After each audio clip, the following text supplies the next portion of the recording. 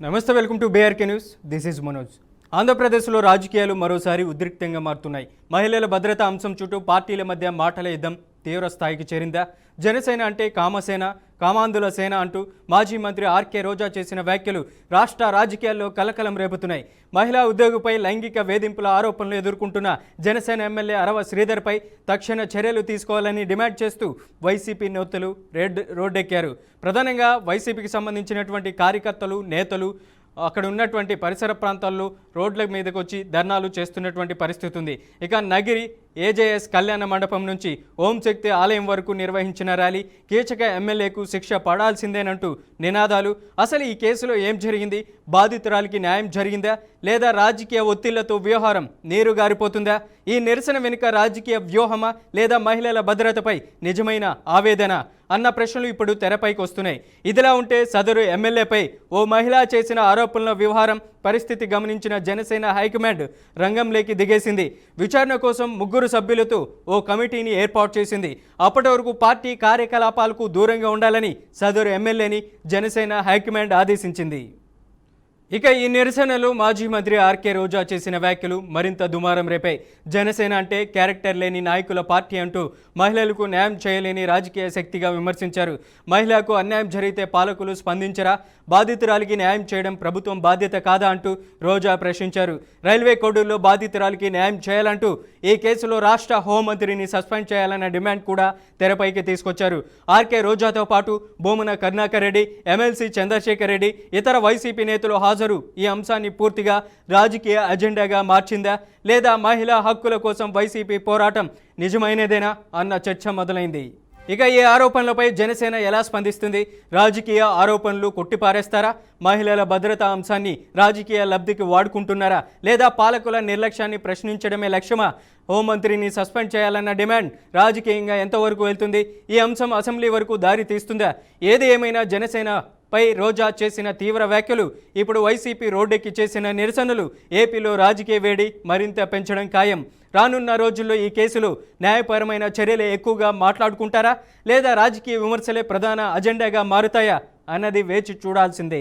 Morning నుంచి ఏదైతే నా మీద తప్పుడు ప్రచారం, అదేవిధంగా తప్పుడు ఫేక్ డీప్ వీడియోలు ప్రచారం చేస్తున్నారో దానికి నేను సూటిగా వాళ్ళనే క్వశ్చన్ అడుగుతున్నాను.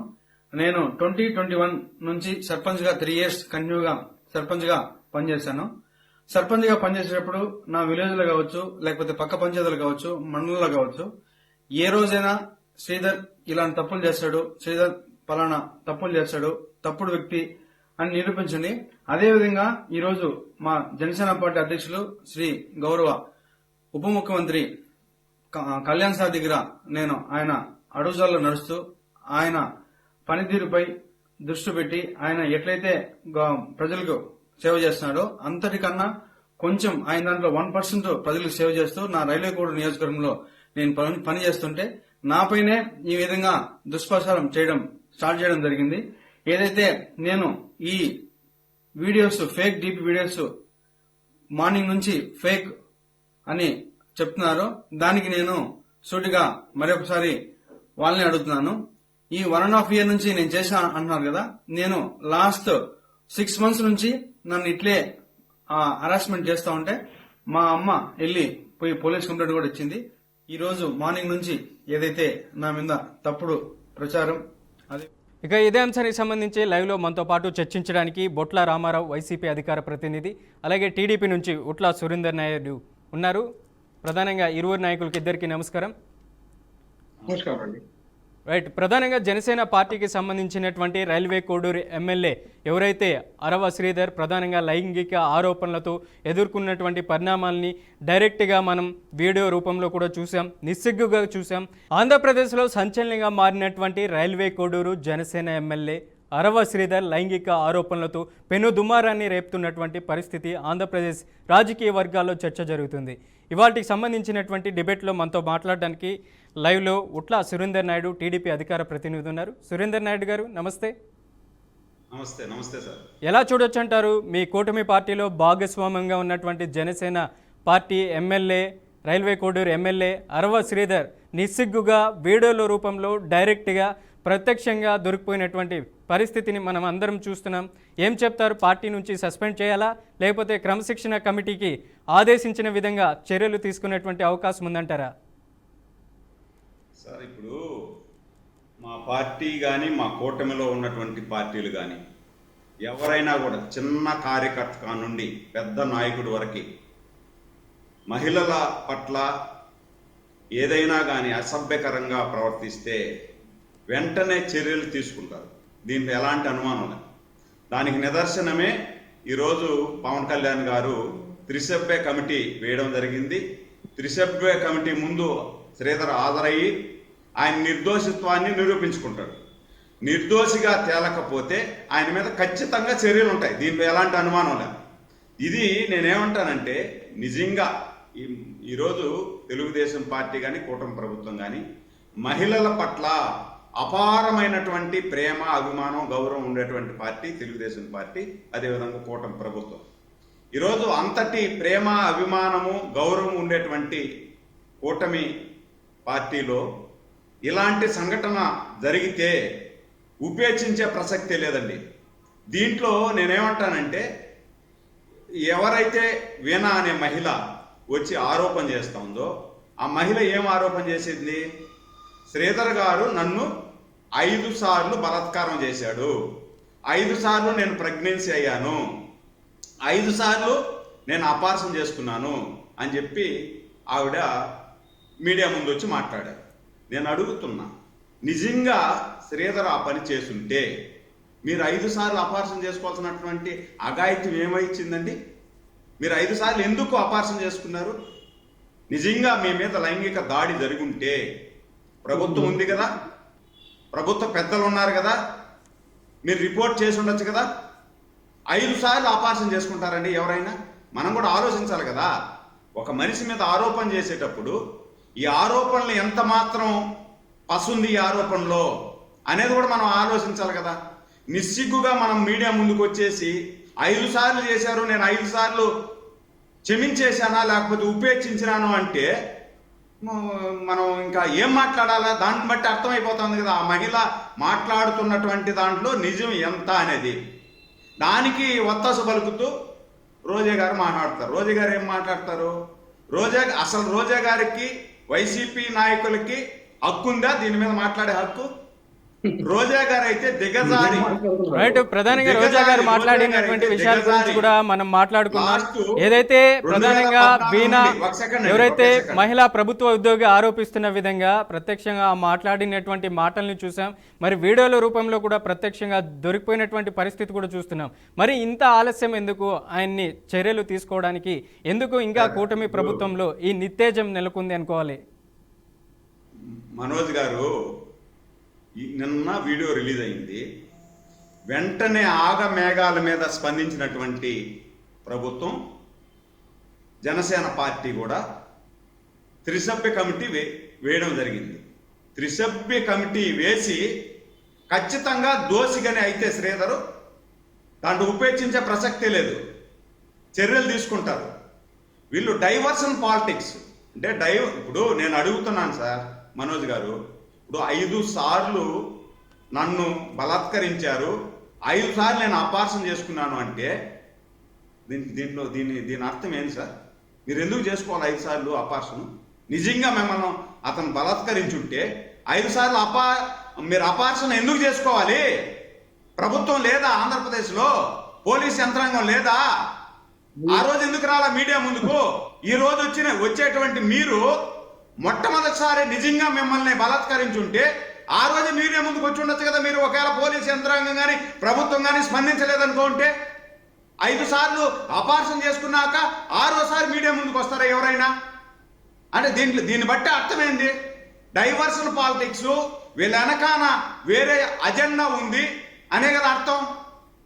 ఈరోజు ఈ రాష్ట్రంలో ఉడికిపోతా ఉంది కల్తీ నెయ్యి, అదేవిధంగా ఏదైతే వీళ్ళు నాసి రకం లిక్కర్ కేసుల్లో వరుసగా వైసీపీ నాయకులు జైలు పోతున్నారు. రైట్, మీరు లైవ్ లో ఉండండి. సురేందర్ నాయుడు గారు మనతో లైవ్ లో ప్రధానంగా వైసీపీ పార్టీకి సంబంధించినటువంటి బొట్ల రామారావు గారు ఉన్నారు.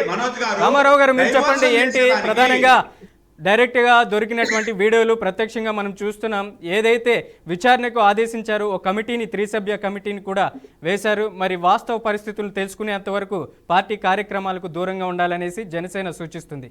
ఏంటి నిజంగా జరిగింది అనుకోవాలా? మా చిత్తశుద్ధి కదండి రామారావు గారు. ఇక్కడ ఒక అంశం అండి మనోజ్ గారు, ఇక్కడ కూటమి ప్రభుత్వం యొక్క పాలనా వైఫల్యం తీవ్రంగా కనిపిస్తా ఉంది. కారణం ఏంటంటే ఇప్పటికే కేంద్ర ప్రభుత్వం పోలీసు వ్యవస్థ గురించి ఇచ్చినటువంటి ర్యాంకింగ్ లో ఆంధ్రప్రదేశ్ కి 36వ స్థానం, చివరి స్థానం ర్యాంకింగ్ ఇచ్చారు. దానికి ఈ కూటమి ప్రభుత్వంలో ఉన్నటువంటి వాళ్ళు పాలనా దక్షులుగా వీళ్ళు ఎక్కడైతే ఫెయిల్ అయ్యారో దానికి సిగ్గుపడాల. అట్లాగే ఆమె సిగ్గుపడాలట. 5 సార్లు అబార్షన్ ఆమె చేసుకోలేదు. సురేంద్ర నాయుడు గారు ఆమె చేసుకోవాలా?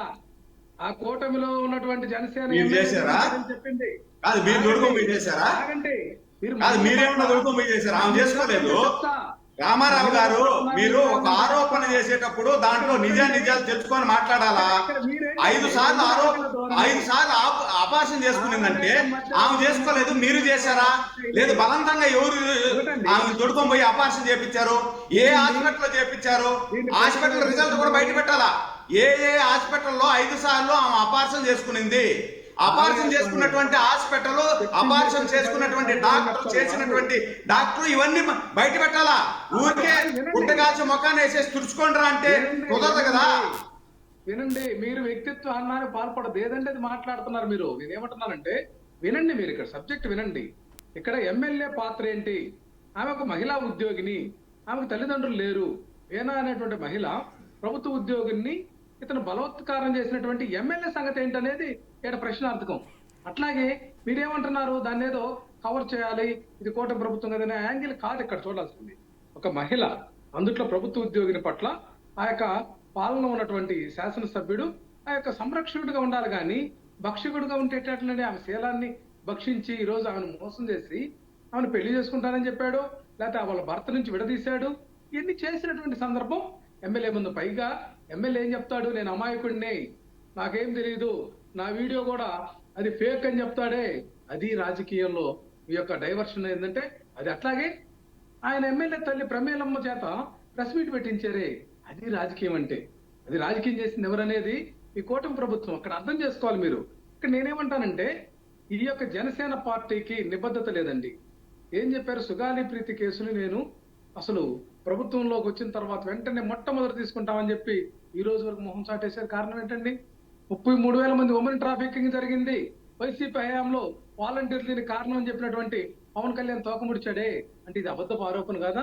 అంతెందుకండి, మనం చూసాం చీరాల నియోజకవర్గం ఈపూరుపాలెంలో బహిర్భూమికి వెళ్ళినటువంటి మహిళ మీద అఘాయిత్యం చేశారు. కారుమంచి, కొండేపు నియోజకవర్గం కారుమంచి గ్రామంలో 6వ తరగతి విద్యార్థిని మీద వీరపనేని చెన్నకేశ్వర చౌదరి అనేటువంటి టీచర్ లైంగిక దాడికి పాల్పడ్డాడు. అట్లాగే బాపట్లలో, కృష్ణా జిల్లాలో 8వ తరగతి బాలిక మీద, మచిలీపట్నం 4 యువకులు గ్యాంగ్ రేపు. అట్లాగే ఎన్టీఆర్ జిల్లాలో కొండపల్లిలో తెలంగాణకు సంబంధించినటువంటి వ్యక్తి బాలిక మీద లైంగిక దాడి చేశాడు. పిఠాపురంలో జనసేన అధ్యక్షుడు పిఠాపురం నియోజకవర్గంలోనే అక్కడ కూడా మైనర్ బాలికపై లైంగిక దాడి జరిగింది. సరే, ఇంకా దళితుల మీద జరిగినటువంటి వివక్ష యొక్క సాంఘిక బహిష్కరణ చెప్పనే చెప్తాం. అట్లాగే నంద్యాలలో 8 సంవత్సరాల బాలిక మీద అత్యాచారం జరిగింది. కుప్పంలో ముఖ్యమంత్రి చంద్రబాబు నాయుడు నియోజకవర్గంలో కుప్పంలో కూడా బాలిక మీద. సురేందర్ నాయుడు గారు, రామారావు గారు ఆరోపిస్తున్న విధంగా ఈ ఆంధ్రప్రదేశ్ లో మహిళల పట్ల భద్రత గాని, మహిళల పట్ల నిఖేషత గాని అక్కడ లేదంటారా? 2 సంవత్సరాల్లో మనోజ్ గారు, మహిళల మీద మనోజ్ గారు, ఇప్పుడు రామారావు మాట్లాడేది ఎలా ఉందంటే, ఇప్పుడు మాకు ఒకవేళ నిజంగా శ్రీధర్ తప్పు చేసి ఉంటే, శ్రీధర్ గాని తప్పు చేసి ఉంటే ఖచ్చితంగా శ్రీధర్ ను శిక్షిస్తారు. దీన్ని వదిలిపెట్టే ప్రసక్తే లేదు. తప్పు చేసి ఉంటే శ్రీధర్ ను శిక్షిస్తారు. మీలాగా ఇప్పుడు మాధవ్ ఉన్నాడండి, దిగంబర వేషం వేశాడు మాధవ్. అదే విధంగా అమ్మటి రాంబాబు గంట అరగంట అన్నాడు. కనీసం మీరు గత 5 సంవత్సరాలలో మహిళల మీద లైంగిక దాడి చేసినటువంటి వారిని కానీ, మహిళల మీద అత్యాచారం చేసినటువంటి వారిని కానీ కనీసం 3 సభ్య కమిటీ కాదు కదా, కనీసం ఒక మాట మాట్లాడినటువంటి పరిస్థితి లేదు. మీ పార్టీ నుండి సస్పెండ్ చేసినటువంటి ఆనవాళ్ళు లేవు. ఈ రోజు కూటమి ప్రభుత్వం జనసేన పార్టీ కూడా శ్రీధర్ మీద ఆరోపణ వచ్చిన వెంటనే శ్రీధర్ ని పార్టీ కార్యక్రమాల్లో ఎక్కడా కూడా మీరు పాల్గొనకూడదు అని చెప్పి ఆదేశించడం జరిగింది. త్రిసభ్య కమిటీ వేయడం జరిగింది. త్రిసభ్య కమిటీ వేసిన తర్వాత అతని మీద ఆరోపణలు నిజమైతే ఖచ్చితంగా ఎమ్మెల్యే పదవి నుండి ఆయన్ని బర్తరఫ్ చేస్తాము. మీలాగా కాదు కదా. రైట్. గతంలో కూడా సురేందర్ గారు గతంలో కూడా వైసీపీకి సంబంధించినటువంటి ఏదైతే ప్రధానంగా ఆరోపణలు చేస్తూ వస్తుంది, కనీసం మాట్లాడారా మీరు? మీరే మాట్లాడతారు. చిత్తశుద్ధి మీకున్న మహిళల పట్ల. నిన్న మనోజ్ గారు రామారావు గారు మీరు ఒకసారి లైన్ లో ఉండండి. సురేందర్ గారు మీరు చెప్పండి. సురేందర్ గారు, ఏదైతే మహిళల పట్ల మీ పార్టీ కూటమి ప్రభుత్వం అవలంబిస్తున్నటువంటి విధి విధానాలు మనం చూస్తున్నాం. గతంలో చిత్తూరు సత్యవేడు ఎమ్మెల్యే కూడా ఒక మహిళతో లైంగిక ఆరోపణలతో అడ్డంగా ఒక హోటల్ రూమ్లో బుక్ అయినటువంటి పరిస్థితి ఉంది. చంద్రబాబు నాయుడు కూడా ఆదేశించినటువంటి పరిస్థితి ఉంది. అప్పుడు కూడా ఒక విచారణ కమిటీ వేశారు. అది కమిటీకే పరిమితమైంది. ఆయన మీద ఎటువంటి చర్యలు తీసుకోలేదు. కాకపోతే ఆయన ఏదైతే కేసులు కూడా కొట్టివేసుకున్నటువంటి పరిస్థితి కూడా ఉంది. మరి తాజాగా కిరణ్ రాయల్ వ్యవహారం చూసాం తిరుపతిలో. ఇప్పుడు అదే జనసేన పార్టీలో మరొక ఎమ్మెల్యేని చూస్తున్నాం. ఏంటి, విచారణకు మాత్రమే పరిమితం చేస్తారా? మీ పార్టీలో కూటమి ప్రభుత్వంలో సస్పెండ్ చేసేటువంటి పరిస్థితి లేదంటారా? మనోజ్ గారు, ఇప్పుడు ఇందాక మీరు చెప్పినట్టు సత్యవేడు ఎమ్మెల్యే మీద ఆరోపణ వచ్చినటువంటి నిమిషంలోనే మా పార్టీ నుండి సస్పెండ్ చేశాం. ఆయన మీద కమిటీ వేశాం. దాని తర్వాత ఎవరైతే ఆరోపణ చేసిందో అదే మహిళ కేసు విత్డ్రా చేసుకునింది. నాకు ఆయనకు ఏమైనా సంబంధం లేదు, వేరే వాళ్ళ ప్రోద్బలంతో నేను ఈ విధంగా చేశాను అని చెప్పి. అయినా ఏంటి రాజీ ఏమైనా కుదిర్చారా? చేసుకున్నా కూడా కేసు విత్డ్రా చేసుకోవడానికి రాజీ ఏమైనా కుదిరిందా? మనోజ్ గారు, లెట్ మీ కంప్లీట్. విత్డ్రా చేసుకున్నా కూడా ఈ రోజుకి కూడా మా పార్టీ కార్యక్రమాలకు కానీ ఏ కార్యక్రమాలకు కానీ ఆదిమూలం రావట్లేదు, రానివ్వటం లేదు. మేము అది మాకున్నటువంటి చిత్తశుద్ధి. నేను అడుగుతున్న వైసీపీ నాయకుల్ని, మరి గత 5 సంవత్సరాలలో మీ కార్యకర్తలు, మీ నాయకులు వందలాది మంది మహిళల మీద లైంగిక దాడి చేసి సాక్షాత్ మీ ఎంపీ అడ్డంగా దొరికిపోయా, మీ అంబటి రాంబాబు నగ్నంగా దొరికిపోయా. వీళ్ళని కనీసం ఒక కమిటీ వేశారా? నేను రామారావుని అడుగుతున్నా, సూటిగా అడుగుతున్నా. రామారావు దగ్గర నీ దగ్గర సబ్జెక్ట్ ఉంటే, రామారావు గారు మీకు చిత్తశుద్ధి ఉంటే అంబటి రాంబాబు కానీ, లేదు ఆ గంట అరగంట అన్నటువంటి రాంబాబునే కానీ, అదే విధంగా మాధవ్ని కానీ శిక్షించారా మీరు? కనీసం ఒక కమిటీ వేశారా మీరు? మీ పార్టీ నుండి ఒక్క రోజైనా బహిష్కరించారా? ఒక్క రోజైనా ఆయన పక్కన పెట్టారా మీరు? అంటే పక్కన పెట్టకపోగా అరగంట గంట అన్న అతనికి భుజం తట్టి ప్రమోషన్ ఇచ్చారు మీరు. అదే ఒక మహిళ మంత్రిగా ఉన్నటువంటి రోజా 2014 నుండి 2019 వరకు అసెంబ్లీలో, సాక్షాత్ దేవాలయం లాంటి అసెంబ్లీలో ఒక ఎస్సీ మంత్రిని పట్టుకొని ఇష్టానుసారం మాట్లాడి మళ్ళా బయట వచ్చి మీడియా సాక్షిగా నన్ను ఏం చేయగలుగుతారు? సురేందర్ గారు, మీరు అట్లే లైన్ లో ఉండండి. ఫైనల్ గా మనం రామారావు గారితో మాట్లాడుతాం. రామారావు గారు ఏం చెప్తారు? ప్రధానంగా కూటమిలో ఏర్పడినటువంటి మనం చూస్తున్నాము అడ్డంగా బుక్ అయినటువంటి ఎమ్మెల్యేని మరి కూటమి ప్రభుత్వం కూడా ఈ విచారణ కమిటీకి ఆదేశించింది. ఈ విచారణతోనే పరిమితం చేస్తుందంటారా? పార్టీ నుంచి సస్పెండ్ చేసేటువంటి అవకాశాలు ఏమైనా ఉంటాయంటారా? చెప్పండి. మనోజ్ గారు, ఫైనల్ గా నేనేం చెప్తున్నానంటే, ఈ కూటమి ప్రభుత్వంలో మహిళలకు అన్యాయం జరిగితే సురేందర్ గారు మీరు లైన్ లో ఉండండి. సురేందర్ గారు, రామారావు దగ్గర నుంచి కన్క్లూడ్ తీసుకుందాం. ప్రభుత్వం మాది, అందుకనే ఈ రోజు సురేందర్ గారు మీరు లైన్ లో ఉండండి. సురేందర్ గారు ఈ రోజు కమిటీ వేయడం జరిగింది. రైట్ కమిటీ వేశారు. మరి కమిటీ వేసిన తర్వాత ఎటువంటి చర్యలు తీసుకుంటారో కూడా మనం చూడాల్సినటువంటి సమయం అయితే ఇంకా ఉంది.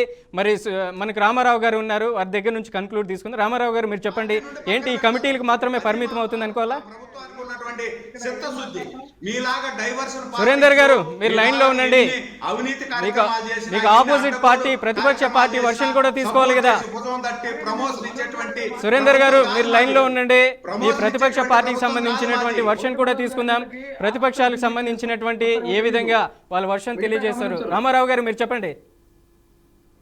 ఒక అంశం అండి, ఇక్కడ రోజా గారు ఒక మాజీ మంత్రివర్యులు, మా పార్టీకి మహిళా అధ్యక్షురాలుగా పనిచేసినటువంటి వ్యక్తి, ఆమెకు అర్హత లేదంట. హోంమంత్రి అనితకు తప్పితే ఈ భారతదేశంలో ఏం అర్హత ఉంది రోజా గారికి? రోజా గారి గురించి మీకన్నా నాకు చాలా ఎక్కువ తెలుసు రామారావు గారు. మీకు 5-6 సంవత్సరాల నుండి తెలిసి ఉండొచ్చు. నాకు మీకన్నా చాలా ఎక్కువ తెలుసు నాకు రోజా గారితో గురించి. రోజా గారి పరిస్థితి ఏందని నాకు తెలుసు. మీ పార్టీలో చేరిన తర్వాత రోజా గారు ఏ విధంగా తయారైనారో కూడా తెలుసు మాకు. రోజా గారికి ఏమైతే హక్కు ఉంది? ఒక ఎస్సీ సిఐని పట్టుకొని వాడా ఈడా అని చెప్పి భాష మాట్లాడి భాష మాట్లాడినటువంటి రోజా గారు మేము చూసాం. నగిరిలో కూర్చొని ఇష్టానుసారం మాట్లాడినటువంటి మాటలు, ప్రవర్తించినటువంటి తీరు, మళ్ళీ మీరు ఆమెను అడ్డు వేసుకొని వస్తారు. ఆమెకు ప్రమోషన్ ఇచ్చి మంత్రి పదవి ఇచ్చారు. ప్రమోషన్ ఇచ్చి మంత్రి పదవి ఇస్తే మాట్లాడిన తీరు ఏంది? సరే, రాజకీయాలన్నీ పక్కన పెడదాం. ప్రధానంగా ఏదైతే సురేందర్ నాయుడు గారు ఏదైతే ప్రధానంగా మనం ప్రత్యక్షంగా ఆధారాలతో సహా చూస్తున్నాం, రైల్వే కోడూరు ఎమ్మెల్యేకి సంబంధించినటువంటి వ్యవహారం అయితే 3 సభ్య కమిటీ కూడా ప్రభుత్వం అయితే ఆదేశించింది. మరి ఎటువంటి చర్యలు తీసుకుంటారో చూద్దాం. రైట్, చర్చలో పాల్గొన్నటువంటి సురేందర్ నాయుడు గారికి అలాగే రామారావు గారికి ధన్యవాదాలు. Thank you so much. Right, ఏదైతే ప్రధానంగా ఆంధ్రప్రదేశ్ రాజకీయాల్లో రైల్వే కోడూరు ఎమ్మెల్యే అరవ శ్రీధర్ లైంగిక ఆరోపణలతో పట్టుబడినటువంటి వీడియోలు, సాక్ష్యాలతో మనం అందరం చూసాం. ప్రత్యక్షంగా దానికి సంబంధించినటువంటి ఒక వివాదం అయితే ఆంధ్రప్రదేశ్లో నడుస్తుంది. ప్రధానంగా ప్రతిపక్ష పార్టీలకు సంబంధించినటువంటి పెద్ద ఎత్తున ఆరోపణలు చేస్తూ వస్తున్నారు. రైల్వే కోడూరు ఎమ్మెల్యే మీద ఖచ్చితంగా సస్పెండ్కి చర్యలకి ఆదేశించాలి, అలాగే ఆయన పార్టీ నుంచి సస్పెండ్ చేయాలి. ఆయన మీద ఏదైతే మహిళ ఆరోపిస్తున్న విధంగా ఆయన మీద కఠినమైనటువంటి చర్యలు తీసుకోవాలంటూ కూడా ఓవైపు ప్రతిపక్షాలు ఆరోపిస్తున్నాయి, మరోవైపు జనసేన పార్టీ కూడా ఆ పార్టీకి సంబంధించినటువంటి ఎమ్మెల్యే ఏదైతే కార్యకలాపాలకి దూరంగా ఉండాలి, కొద్ది రోజులు 3 సభ్య కమిటీని అయితే ఆదేశించారు. మరి 3 సభ్య కమిటీలో ఆయన నిజంగా ఆ మహిళ చేస్తున్నటువంటి ఆరోపణలు వాస్తవాలు ఉన్నాయా లేకపోతే అవాస్తవాలు ఉన్నాయా అనేది కూడా 3 సభ్య కమిటీ తేల్చిన తర్వాత ఆ ఎమ్మెల్యే మీద సస్పెండ్కి చర్యలకి తీసుకుంటారా, లేకపోతే ఈ మహిళ ఆరోపిస్తున్న విధంగా అవాస్తవాలకు మాత్రమే మార్ఫింగ్ చేశారనేది కూడా త్వరలోనే తెలియాల్సినటువంటి పరిస్థితి అయితే స్పష్టంగా కనపడుతుంది. ఇది వాళ్ళ బీఆర్కే ఇన్ డెప్త్. మరి ఇన్ డెప్త్లో మళ్ళీ కలుద్దాం. చూస్తూనే ఉండండి బీఆర్కే న్యూస్.